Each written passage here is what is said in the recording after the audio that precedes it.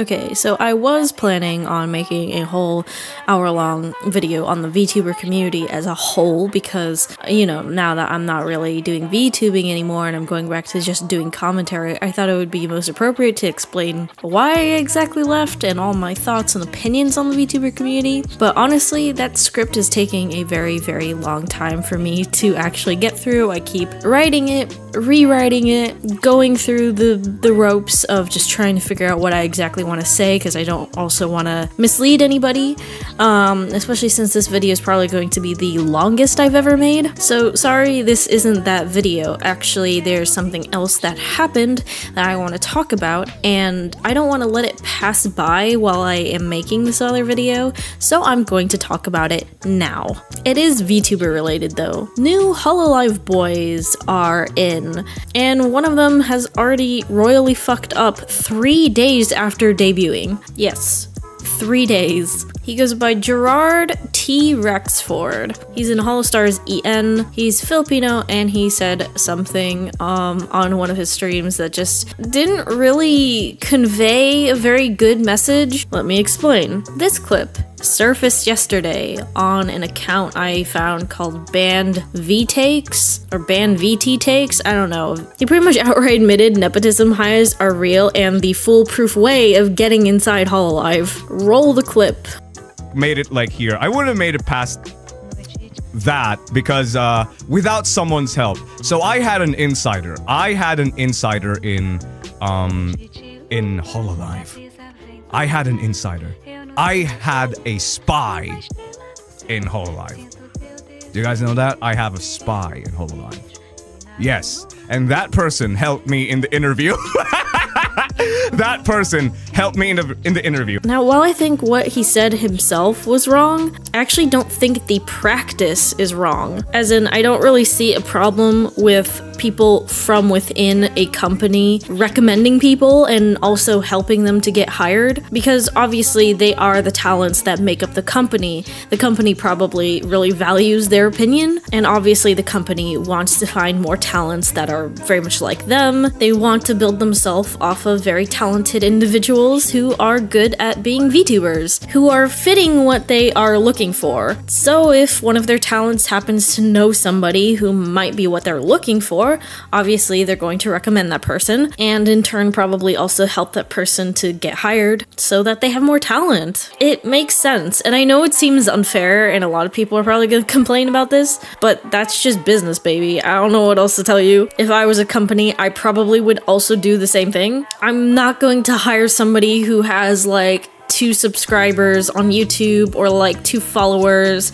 on Twitter or Twitch and no experience whatsoever in, you know, streaming and VTubing. I'm probably not gonna hire people who don't fit a certain bill. If they're not talkative or entertaining enough, if they're just not unique enough, I guess, you know, it's hard to get hired, you know? For a talent agency, they have specific requirements. That doesn't mean that it's impossible to get hired, but clearly they do have some sort of like requirements that are not really outwardly spoken of. Like, I think I've heard from somebody that you have to have like a certain following on one of your social media platforms. Somebody said that it actually helped them to get further in and get actually interviewed by having 10K on YouTube. Otherwise, without that 10K, they probably wouldn't have even been considered. That's just how it is, unfortunately. But I don't really think that Gerard should have mentioned that this is a thing.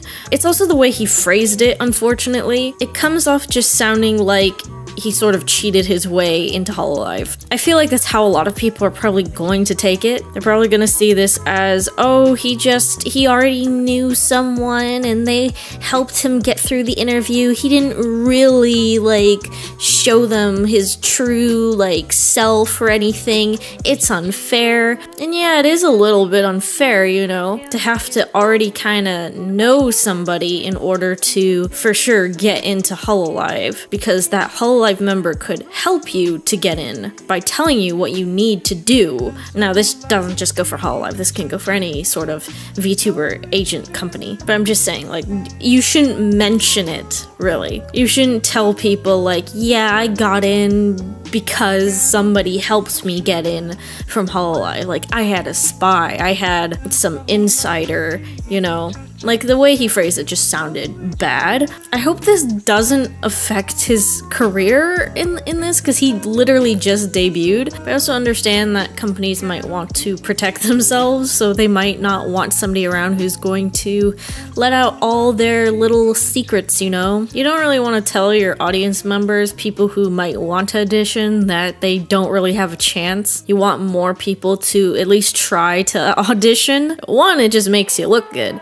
Two, you're more likely to find more talent, you know? Even if it's not for now, maybe it's future talent you could always reach out to, who knows? But I feel like a lot of people, after hearing this, are probably going to be very discouraged and not really want to even try. Because I certainly wouldn't. Not that I ever really wanted to audition for Hololive or Nichi-Sanji or V-Shoujo for that matter. No offense, I don't really want to be like a full-time VTuber. I realized I like making these videos, and I feel like as a full-time VTuber, sorry, I keep like having a stroke while talking, forgive me. But while being a full-time VTuber, you can't really do or say certain things, and I want that creative freedom, so I think I'm fine with sticking to these videos. But yeah, I'm wishing Gerard luck on his journey. I hope this doesn't like blow up in his face somehow. I don't think he's a bad person, I just think that he said the wrong thing.